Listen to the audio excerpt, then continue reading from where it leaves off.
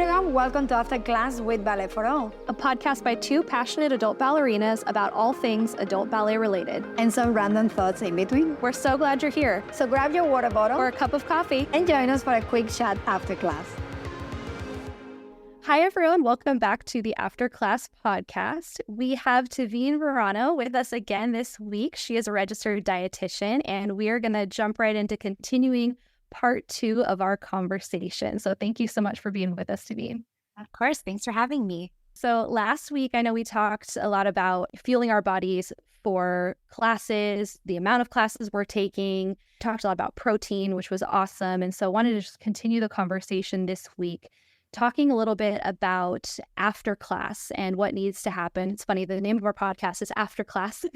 Yeah. So we'll talk about specifically after class, what needs to happen in regards to fueling to make sure that we are setting ourselves up to have energy for the remainder of our day, energy for the next day's classes. So I know we touched a little bit on protein, but I would love to kind of recap what are the main needs for post-class recovery when it comes to fueling our bodies as adult dancers. So I think that post-class is very, very important. A lot of times if we don't fuel properly right after class, we will experience some fatigue, some extra cravings or extra hunger, or just general, just like a blah feeling a few hours after. So that usually, research keeps going back and forth on this, but most people agree that 15 to 60 minute mark after class is really vital to replenish with protein and nutrition in general. So I always like to think protein with some carbs after class, and the fruits and vegetables are always good to have because they do have a lot of antioxidant properties. And after an intense workout, we do tend to have a little more stress. It's good stress, right, in our bodies,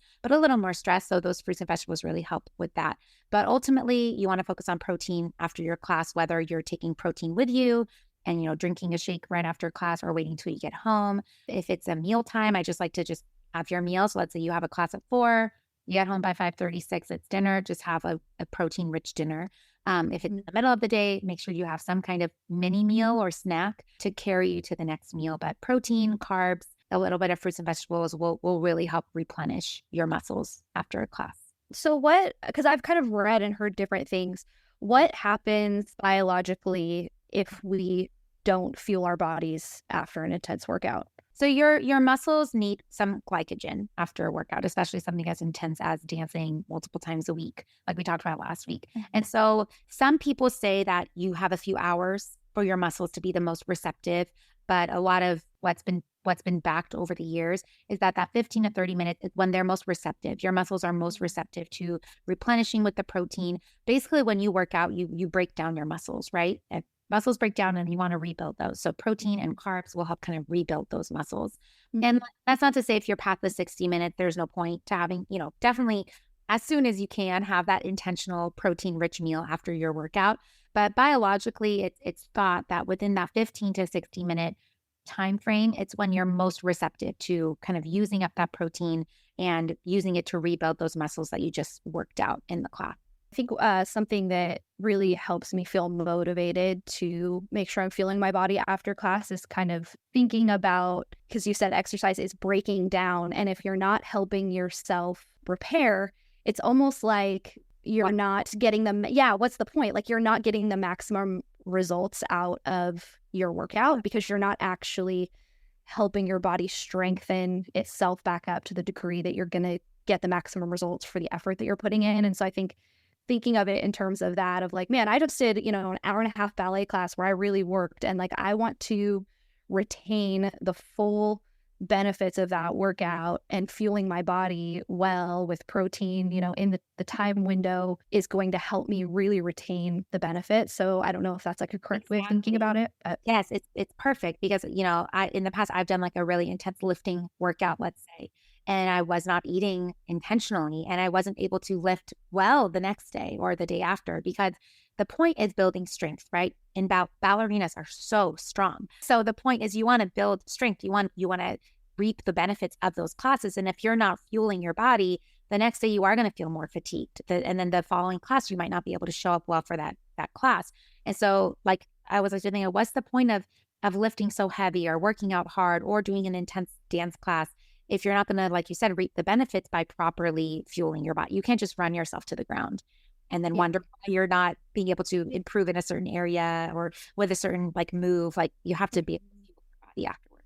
So that's a great way to think about it. And I think like for me, one of the things that I had to do is like I just keep protein bars in my ballet bag because my dance studio is about 30 minutes from my house. And it's like I'll take class, sit around and talk to people for 15 minutes, then have a 30-minute drive home. Then, it's easy to walk in the door and get distracted. And so I found that for me, if I just keep a protein bar in my bag and I start eating my protein bar as soon as I sit in my car and start the drive home, it's like at least I know that I'm getting some level of fuel in my body rather than just waiting until I actually walk through the front door or prepare something. So I don't know if that's, maybe helpful for anyone else who's listening who's like, oh man, it's hard to, make sure I'm kind of hitting that window of refueling. Like just keep a bar in your bag and just start eating it when you start driving.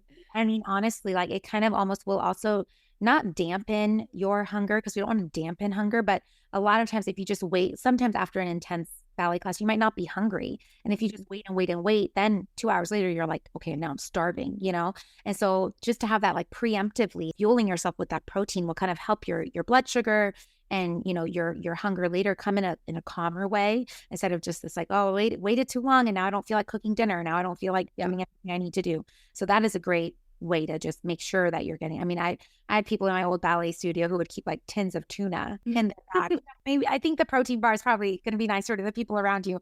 Like some kind of quick protein source just to have it ready to go while you're talking with people, while you're saying bye. That's a great way to do it. Yeah, I think for me and my journey with all this has been really figuring out the little things that I can do that will set myself up for success that I will actually follow through on.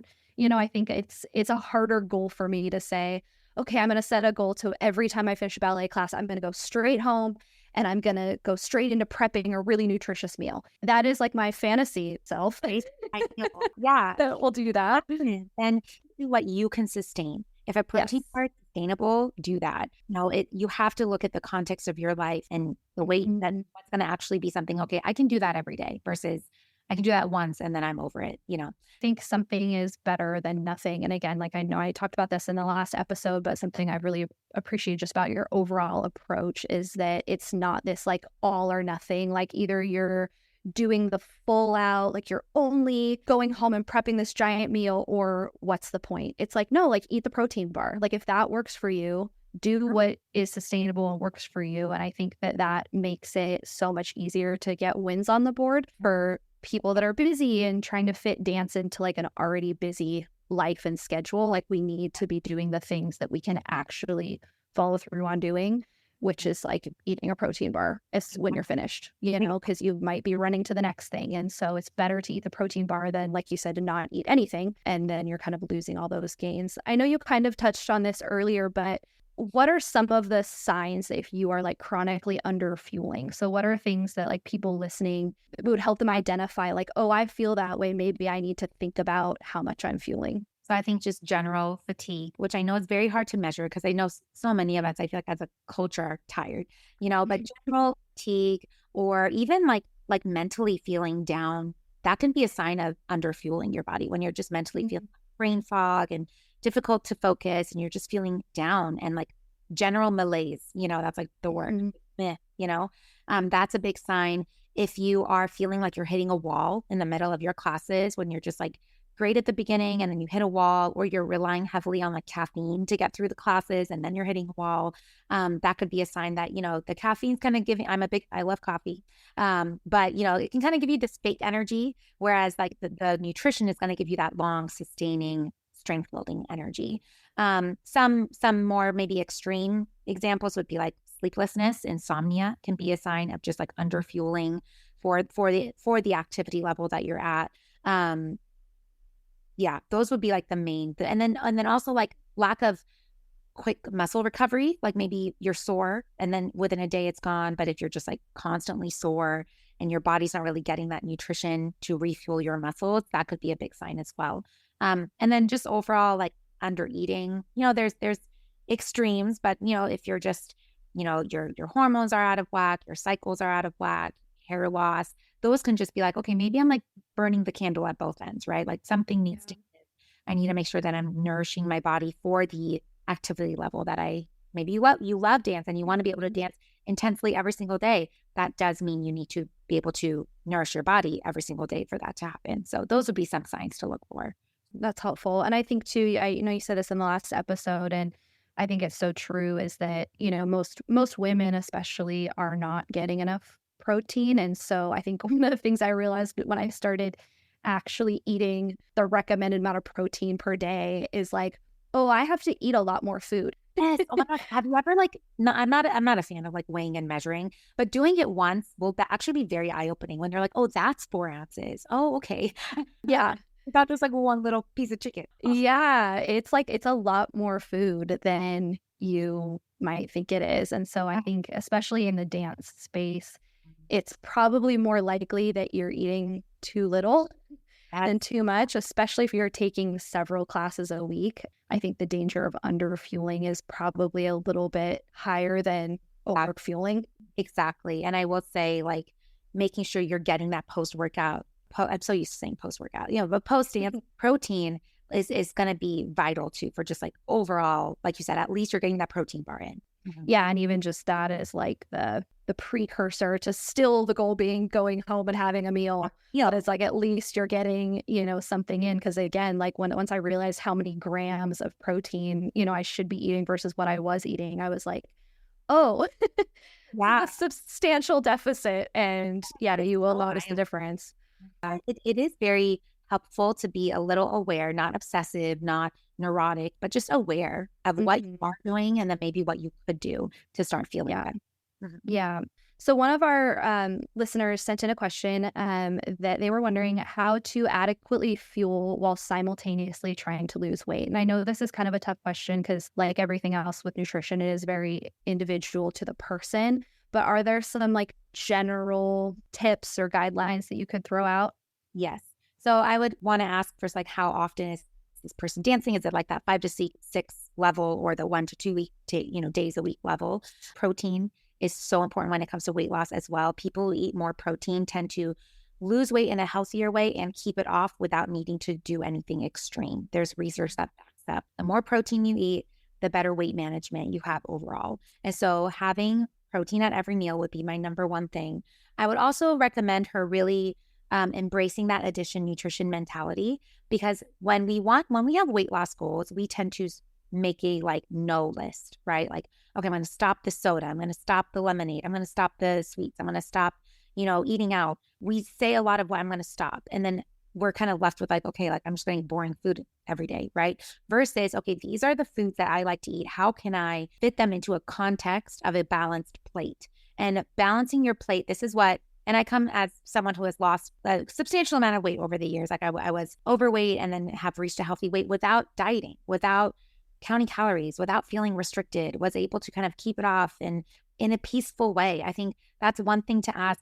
Yes, maybe you want to lose weight, but at what expense? Never try to eat super clean to the point where your mental health is in the gutter. And that's where I like the addition nutrition approach, where you can still have pizza, just make a side salad. You can still have the burger, just have some extra greens on it, or have some carrots with some ranch on the side, or adding vegetables, adding fruits, adding protein is going to be really, really important to have that abundance mentality when you're trying to lose weight. Because a lot of weight loss can be very that deprivation mindset, which is going to lead to, I think we talked about this last week, but that up and down. I lose 10 pounds, I gain 12. I lose 10 pounds, I gain 15. The point is wanting to lose weight to keep it off, right?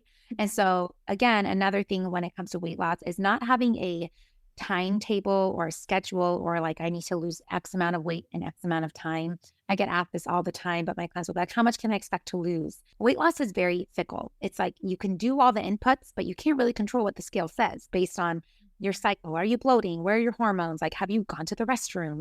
So many things impact the scale.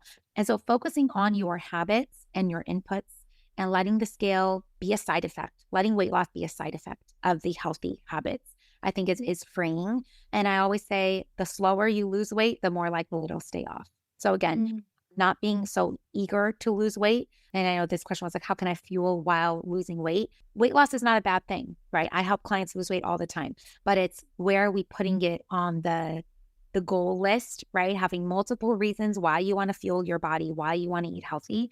and just avoiding that I need to lose 10 pounds by the end of this month, because that's not sustainable. I always say we could do that.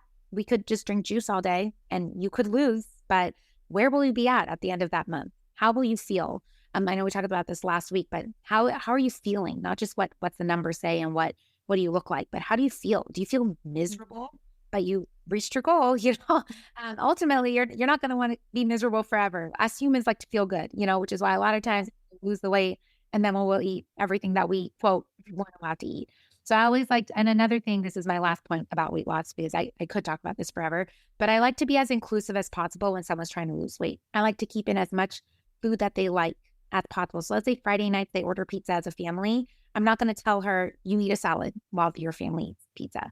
We're going to include the pizza, and addition, we're going to include the salad. You can have the cookie and the salad. You can have the milkshake and like a veggie tray, there's room for the both. And I think we need to live in the middle. Weight loss is possible, but it's the extremes that don't get us where we want to go. So really trying to be living in the middle, living in that freedom to say yes, freedom to say no. What can I say yes to in my day? That's going to make me feel good.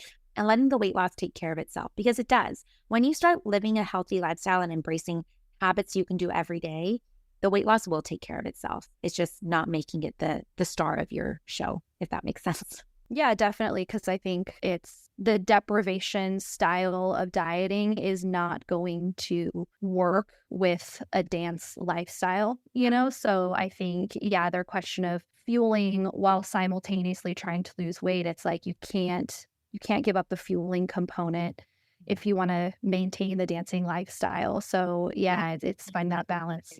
Yeah, that's where like that protein is going to be really important, because fueling your muscles and giving yourself that replenishment you need to show up well for your dance, because you don't want to end up being like that fatigued person we were talking about earlier, right? Just for the sake of weight loss.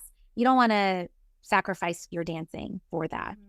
Yeah, and I think, not to open a whole other can of worms, but I think too, it's also interesting how one of the things that I learned probably later in life that I should is just that weight loss, especially when you're also exercising and stuff, like when you're gaining muscle mass, sometimes what's happening on the scale is not always like, oh, I'm not losing as much weight as I would have thought. And it's like, well, you might be going down in inches, say if you're trying to shrink your waistline, but because you're gaining muscle mass, which also has weight to it, the numbers on the scale might not look as impressive, so to speak, as you're hoping for. So I think always keeping that in mind. Exactly. And then, you don't want to not work out to see that number go down, because working out's very important. Another thing to remember is after you do something really like strength heavy on your muscles, to recover, your muscles retain water. So that can also add to the scale, and then we can drive ourselves crazy over like a half pound or a pound or things like that, where ultimately shifting that mindset to fuel, how can I nourish my body for the way I want to feel and the lifestyle I want to live. The weight loss does typically, I've worked with many, many clients over the years, the weight loss takes care of itself. We just need to focus on the mindset piece and nourishing your body. Quality of food. I know we kind of touched on that last week too, of like a donut and a piece of whole grain bread are not the same. Exactly. You're not getting the same nutritional benefit. So it might not even be, especially for a dancer, the answer probably isn't eating less. If anything, it's just eating things that are more nutritious. With weight loss, I'm sure people see all over the internet, like calorie deficit, calorie deficit, calorie deficit. And while I get that scientifically, that doesn't take into account why people are in a calorie surplus to begin with. Certain foods drive you to eat more of that food. So that's why quality does matter. And when you are eating high quality foods, your calories, without counting them, are typically in the range that you need them to be when your foundation is protein, healthy carbs, healthy fats, vegetables, all of those yummy, good things. So good. Thank you so much, Tveen, for doing another episode with us. This was so great and so helpful. Where can our listeners connect with you? So I am most active on Instagram at tveenverano.rd. And also on my podcast, Nourishing Nuggets. So if you're a podcast listener, go check out mine too. And my Instagram has all the links to so many different ways to connect with me. So come say hi if you found me on the podcast. I'd love to chat. And what services are you currently offering? Are you accepting clients right now? Or are you doing group sessions? So I am doing more one-on-one clients right now. It's summer right now. We are going to become a homeschool family in the fall. And so right now, one-on-ones, and you can either book a one-time call with me or do higher level 3 months of coaching. There's different packages for that. And then I do also have, I know a lot of ballet dancers are probably go-getters, self-starters. So I do have like a 2-week kickstart, I like to call it, where you get a 2-week meal plan, all with all of the principles that we talked about the last 2 weeks on the podcast, building those meals. So 14-day meal guide, 14 journal prompts to help with that mindset component, and then 10 at-home strength training workouts that you can do. So that's also linked, on my Instagram, but that's kind of for that like woman who's like, I just want the tools. I just want to get started. It's self-paced. So that's also an option as well. So those are my 2 current focus. Okay. Okay. Yeah. So thank you so much. That's so helpful. And yeah, definitely go follow Tveen on Instagram. She posts so much helpful content. I'm currently working through the journal prompts for the first 6 months of the year right now. So yeah, she's constantly posting just great, really thoughtful, mindful content on her social media. So definitely make sure you give her a follow. Thank you, Tveen. Thank you for bringing your expertise. Thank you. And thank you everyone so much for listening, and we'll see you on the next episode. Thank you for listening to After Class with Ballet for All. Join the community on YouTube and Instagram, or come dance with us, our weekly Zoom classes for adult ballerinas like you. Links included in the episode description. Special thank you to our sponsors. See you next time after class. Podcast produced by Mission Bridge Media.